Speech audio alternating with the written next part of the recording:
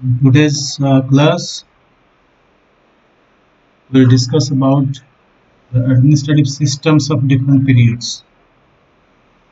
Now, starting from the Vedic period, the most remarkable feature of the early Vedic polity was institution of popular assemblies, of which two, namely the Sabha, a limited body with judicial functions, and the Samiti, the Vedic tribal or folk assembly, which occasionally exercise the right of electing the king, are important.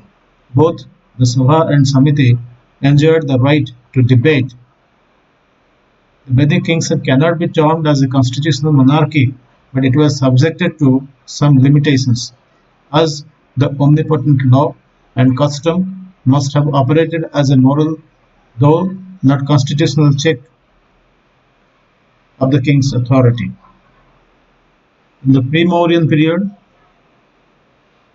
at the time of the rise of Buddhism, the Indo-Gangetic Plain and Malwa witnessed the rise of a chain of states known as the Mahajanapadas, which are the 16 in numbers.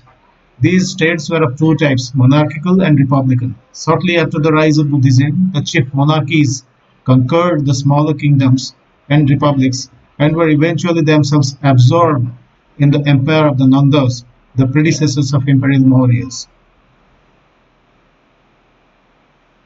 Then, in the pre-Gupta period, that is from 185 BC to 700 AD, the breakup of the Mauryan Empire was followed by the regional past, that namely the Sungas in Ganga Basin, the Satavahanas in western India, and for a time the Chetas of the eastern seaboard.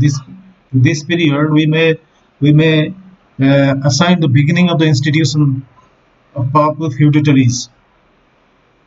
Then what were the administrative organization of this period? In Rig Veda, the king is called the Gopa Janasya, or protector of the people, which implies that he was in charge of maintenance of law and order. There is mention in Satapatha Brahmana about the king's lordship, and the epithet Dharmapati or Lord of the Law is applied to him, in which indicates king's supreme executive authority as well as the supremacy of the king's justice over all their jurisdiction. The king levied contribution, that is bali, on his subjects, which probably consisted of a share of the agricultural produce as also of the livestock of the villagers.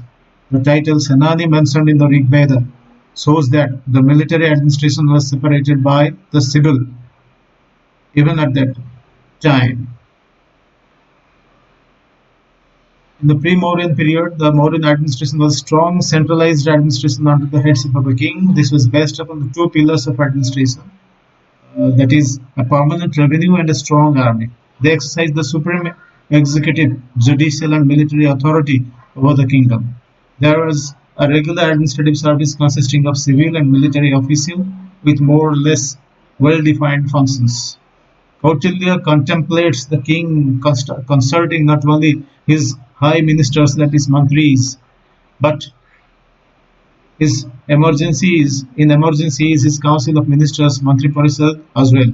And yet the ministers remain nearly the king's advisory body.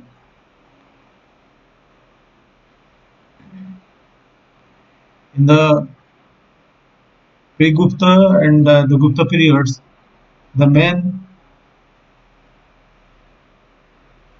features of the administrative system was that the administration of the Sungas, the heirs to the sovereignty of the Mauryas in the Ganga basin, appears to have been a continuation of their immediate predecessors. Kings were content with the title Rajan, provinces were governed by prince viceroys with royal titles, and they were assisted by the traditional council of ministers.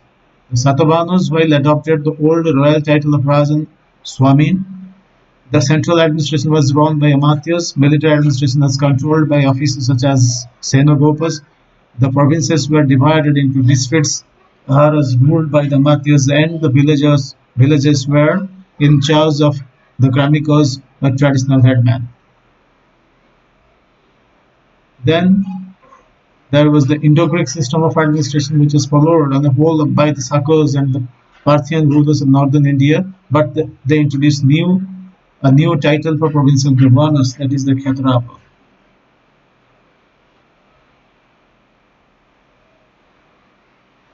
The Guptas created afresh a system of administration on imperial lines after the downfall of the Mauryan Empire. The civil administration apparently was in charge of the Mantri as before, but the supervision of the foreign affairs was made over a new officer called Sandhi Vigrahika. A number of offices were created with the prefix Maha or Great. A new class of Amatyas called the Kumar Matyas comprised not only the high imperial offices but also the officials of the staff of the emperors and the crown princes and those in charges of the district. Three grades of military commands came into existence, namely those of Mahabaladhikrita, Mahadandanayaka, and Senapati.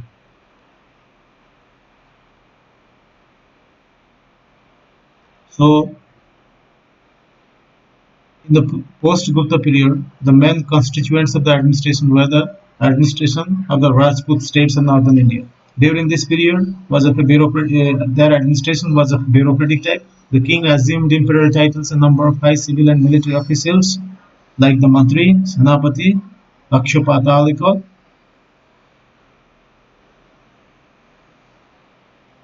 held the charge of the central administration. In Deccan, the Rashtrakuta and Chalukyas successively continued the traditional type of administration. So, the the administration in ancient period evolved through different periods and structural changes were witnessed, which were results of various concepts, ideas of different types of monarchies of different times. So we remain here, and administration would be administration of the ancient period would be dealt in detail of different periods in the next class. Thank you.